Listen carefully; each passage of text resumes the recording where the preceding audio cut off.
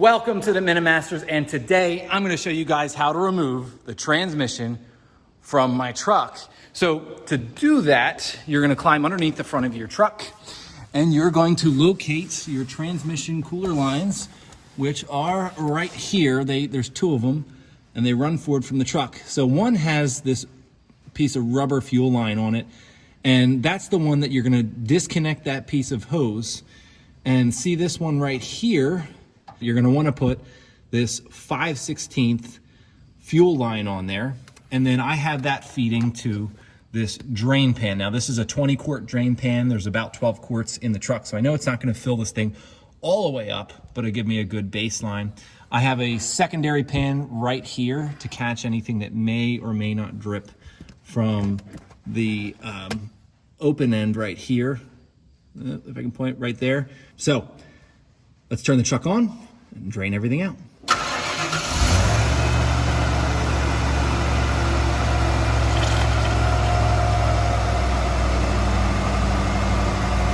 So as you can see, it's pumping right out. So we're gonna let this drain out, move on to the next step. Disconnect your battery.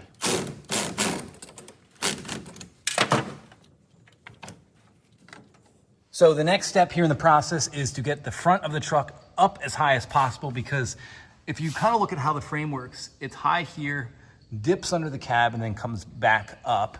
And right here is about where the transmission is. And when it's on top of the transmission jack, it can't clear this space. So take your jack stands, put them underneath your I-beams on both sides. And then just as a secondary backup against failure, I leave the jack right here underneath the engine cradle or frame member right there. And then, of course, you want to prevent a rollback, so make sure that your parking brake is engaged and that your wheels are chalked. Jack stands are in place. Now to just release the jack and let everything kind of settle out. There we go. So the next step in removing your transmission is remove your drive shaft. So what I like to do is come in here and I like to mark which is what, so that when I put this back, I can put it right back to where it was. Don't know if that's necessary. It's just something I do. It's always good to put it back the way you found it. So you'll notice it's not your typical bolt. You will need one of these like star type sockets, and it's a 12 millimeter, and you will need an extension on there to get an impact wrench. Sometimes it helps to have one of these, elbows or knuckles, or whatever they call them, or sometimes we call them weeble wobbles. That can help you really get kind of close there. So let's spin out these bolts. All right, that's one. And you just go around, take the rest out. So I've got all the bolts removed from this end of the drive shaft, at which point you should just be able to kind of tap it and it should come right out there. Now this end is unbolted. If you have a Bronco, it actually will be. And what you'll do is you'll just kind of see how that's sliding. You'll slide it out. Now, one precaution I'm gonna take is I'm gonna put my pan here, because with the transmission angled back this way, which obviously isn't the most perfect of circumstances, you can have a little fluid come out. And so I just wanna catch that. So let's back it out here, nice and easy. There, oop, missed the pan. Yeah, so actually not a whole lot, but hey, keep the mess where it is. So the next thing that has to get removed is your starter. So you're gonna come up here with a 5/16 and take that top one off there. All right, so that one's out. And you're gonna come up here with your 1/2-inch socket and take that one out. Just a little backstory, I did have to loosen this with a breaker bar because it was on there. Now this is gonna come loose, and it's probably gonna wanna kind of fall, but those cooler lines will catch it if it does. Okay, it's still there. Now it should, there, come loose. So we will wanna disconnect the electrical harness from it so that it is free, hence the reason why we killed the battery. So we are on the driver's side of the transmission, and this is your shift linkage right here. So this is just presses in on a ball, so you'll just wanna disconnect that. You can do that with a screwdriver if you don't have this special tool. And then we're going to undo this bolt here and this, and that will disconnect the kind of bracket for the ship linkage. Here.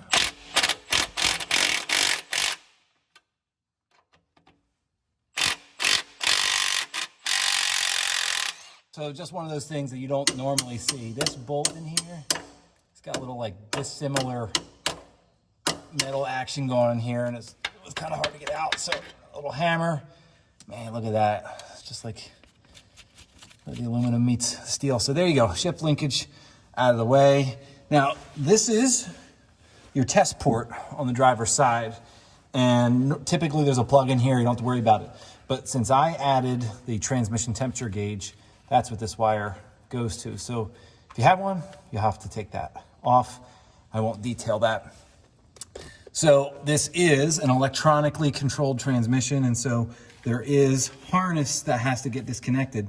So this one here on the side has to get disconnected, and then you'll see it runs right over the top there. That's gonna need some disconnecting.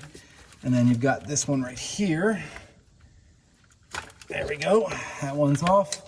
And sometimes it's kind of held to the frame member by some of those push connectors, but so I go to this other side, disconnect that one.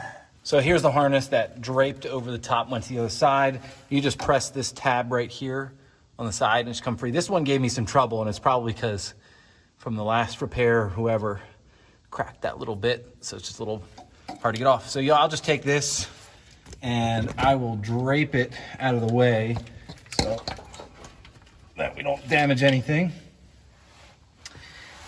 And if you haven't guessed by now, there's fewer and fewer things connected to the transmission. So the next on the list is right here along the side. You'll see that little line there. That's your transmission cooler line. We're gonna go and disconnect those. Right here on the passenger side of your transmission is your two oil cooler lines, your fluid cooler lines, and we'll need to disconnect those. So with a 1/2-inch wrench, I'm actually right here at the back end. This is heading rearward of the transmission, and I'm reaching forward and I'm just putting the wrench on there and loosening it. Now, so the lower one is loosened, the top one is kind of rounded off. So I'm just gonna reach through there with my Kinepex pliers here, and I'm just gonna kind of grip it and seeing if I can get it to budge. Yep, there we go. Good old Kinepex coming in handy. So they're loose enough. I'm just gonna go and spin those by hand. So the next step in our journey is actually unbolting the transmission from the engine. So the first place you're gonna start is removing this plate that is forward of the bell housing right here. So there's a 1/2-inch bolt here and one over here. And what that's gonna do is expose the torque converter and the flex plate. And what we're trying to do is see that bolt right there. It's the only one you can see next to those teeth. That is what holds your flex plate to your torque converter. I don't want the torque converter to be attached to the back of the engine when I pull it out, so we'll have to take those out. If I remember correctly, there are 4. You can't quite get at them from here. You probably could get them with a wrench, but not with a socket and impact. So you typically can from this plate right here. So feel free to try either method to see which one works, but I'm gonna pull this plate off right now. Comes. And I'll just go take the next one out. So as you can see, I have the plate removed here, and I need to remove these 4 torque converter bolts. Now, if you go and you put your 9/16 on here, okay, and you go to spin this thing, a lot of times, this one I loosened, but a lot of times it's just gonna wanna spin the whole thing. So there's 2 ways to do this. You can put something on the bolt of your crankshaft and hold it in place, or what I did is there's multiple of these slots in the flex plate. I actually jammed an extension in there to hold it in place, and that allowed me to loosen this on. They're not on there very tight. If I remember, there are only a few, not a few, but maybe like 25, 30 foot-pounds of torque. So you can easily get them off by hand.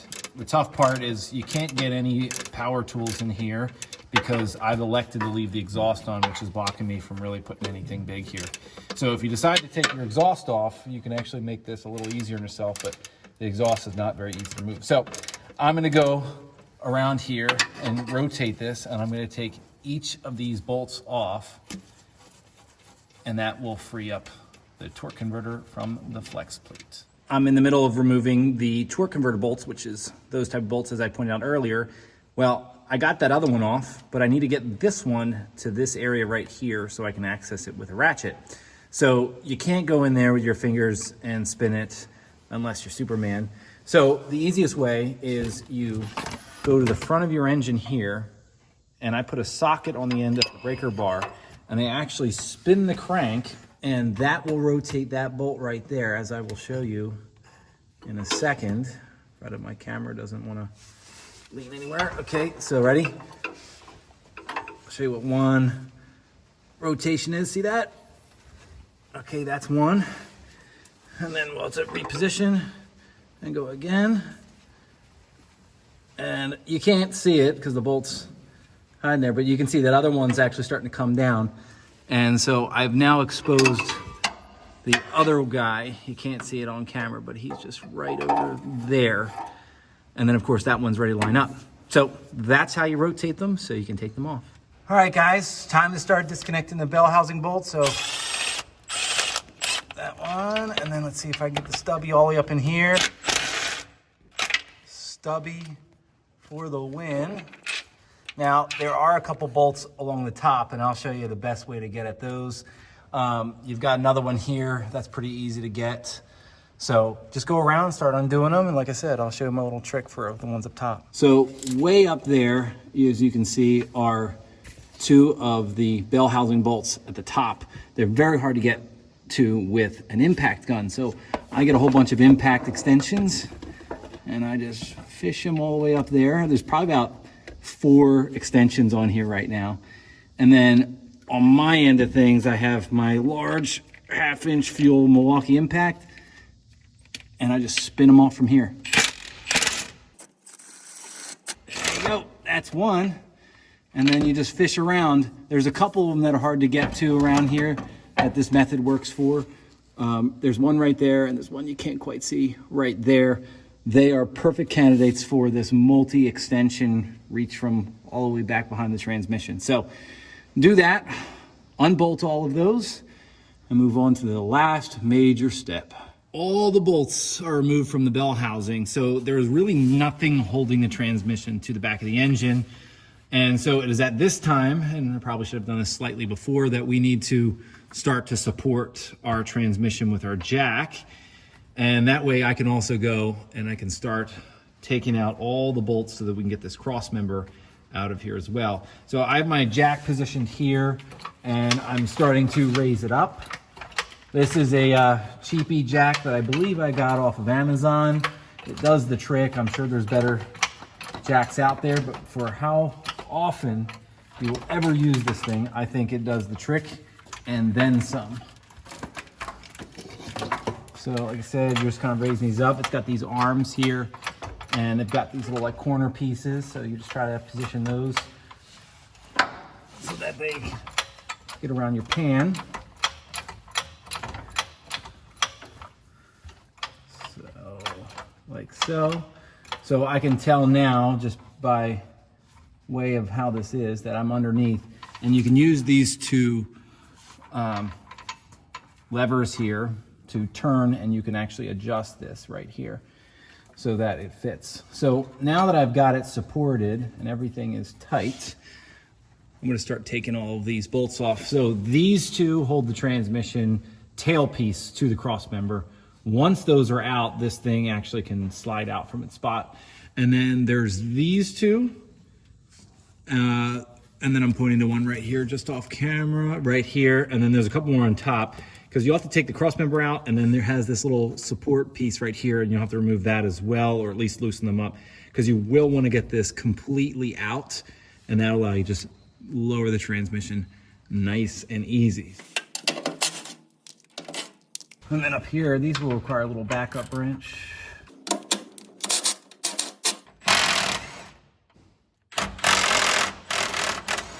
All right, guys, so we're at this moment. The transmission is fully unbolted, and I've actually raised it up here. As you can see, my hand fits between the cross member and the transmission. I've fully unbolted everything from the side. The bracket up there, this here, the bolts there. The other side, I left some on there, but ready? Here's the cool part. You're just gonna take it, and you're just gonna pull it back as far as you can. And there is your transmission cross member out. So at this point, as you can tell, there is nothing supporting that transmission except for this jack. So now's the time to wiggle it out. And so to do that, we're just going to try to wiggle it back and forth. There's a dowel, steel dowel on either side that's hooked on.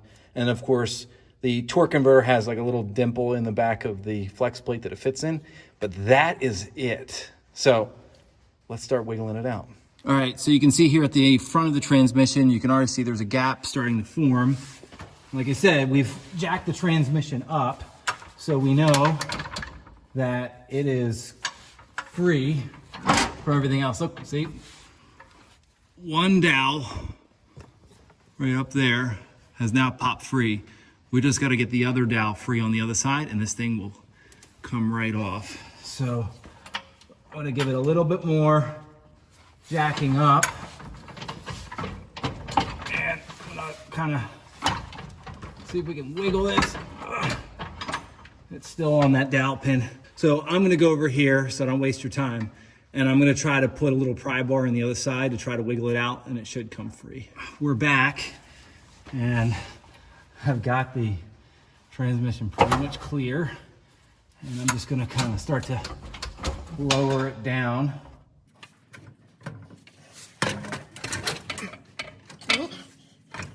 Just a little bit. Remember, take your time.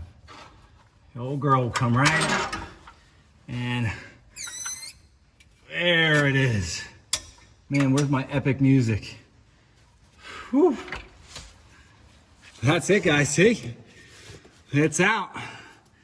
So the next difficulty, as you can see, is it's still pretty high compared to the cross member here. So I'm gonna have to negotiate it off of the jack here onto the floor and slide it out. So I've pushed the transmission back away from the engine. And so this is your torque converter. So if you wanted to replace it, here it is. Time to spin a new one on. So this thing weighs a ton, and I don't want to have to mess with this weight trying to get it out from underneath the truck. So I'm actually just going to slide it forward like that. Little leak, big leak. This is heavy. Okay, so we're back, and what I did is I took some of the little like arms that come up at the side of the transmission jack. I took those off, and what I'm gonna do is I'm just gonna slide the transmission off. I'm definitely gonna leak some fluid, as you can see, which isn't the best, but this transmission jack is just a little high, and it just makes it a little difficult to get it out from underneath my truck. So here we go. All right.